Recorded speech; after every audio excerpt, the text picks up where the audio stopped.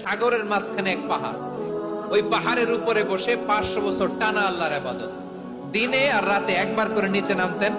সেখানে আল্লাহ তাআলা পাথরের ভেতর থেকে তার জন্য মিঠা পানির ব্যবস্থা করে দিয়েছেন, আর একটা ডালিম গাছের ব্যবস্থা করে দিয়েছেন। সকালে নামলে একটা টসটসে ডালিম, রাতে নামলে টসটসে ডালিম। এগুলো খেয়ে খেয়ে 500 বছর সে আল্লাহর ইবাদত করেছে। আর সে আল্লাহর কাছে বলেছে, আল্লাহ আমি যখন মারা যাব সেজদারত অবস্থায় যেন মারা যাই। ঠিকই আল্লাহ সেজদারত অবস্থায় সাইয়েদনা আজরাইলকে পাঠিয়ে দিলেন। সেজদারত অবস্থায় লোকটা মারা গেল। 500 বছর ইবাদতের পরে আল্লাহর দরবারে কিয়ামতের কঠিন ময়দানে যখন লোকটা হাজির হয়ে যাবে, আল্লাহ বলবেন, আদখিলু আবদি আল জান্নাতা বিরহমাতি, আমার বান্দাকে আমার দয়া আমার ভালোবাসা দিয়ে জান্নাতে ঢুকায়া দাও। 500 বছর ইবাদত করছে তো আমার দয়ায় আমার বান্দারে জান্নাত দাও। এই বান্দা বলে, বালবি আমালি, আল্লাহ তোমার দয়া লাগবে কেন?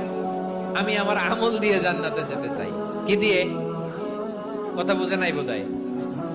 আল্লাহর এই বান্দা কি দিয়ে জান্নাতে ঢুকতে চায়? আমল দিয়ে। আল্লাহ বলছে, আমার দয়ায় আমার বান্দারা জান্নাতে নিয়ে যাও। ফেরেশতারা এ বলে, আল্লাহ তোমার দয়া লাগবে কেন? সেজদা তো কম দেই নাই, জিকির করতে করতে 500 বছর শেষ করে দিলাম, আবার তোমার দয়া লাগবে?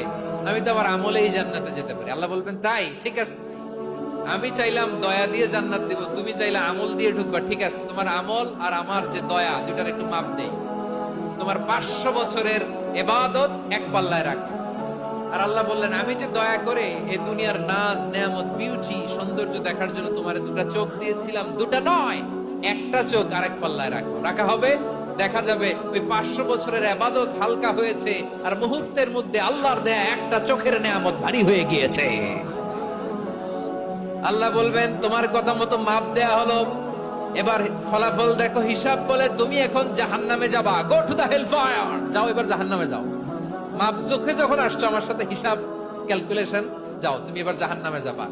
এবার লোকটা কাচুমাচু করে বলে, আল্লাহ আমি বুঝি নাই, আল্লাহ আমি বুঝতে পারি নাই, খেয়াল করি নাই, তুমি আমারে ক্ষমা করো, তুমি আমারে মাফ করো। ও আল্লাহ, এবার আমি টের পেয়েছি, এবার আমি বুঝতে পেরেছি, তোমার দয়া ছাড়া দুনিয়ায় কেউ জান্নাতে যেতে পারবে না।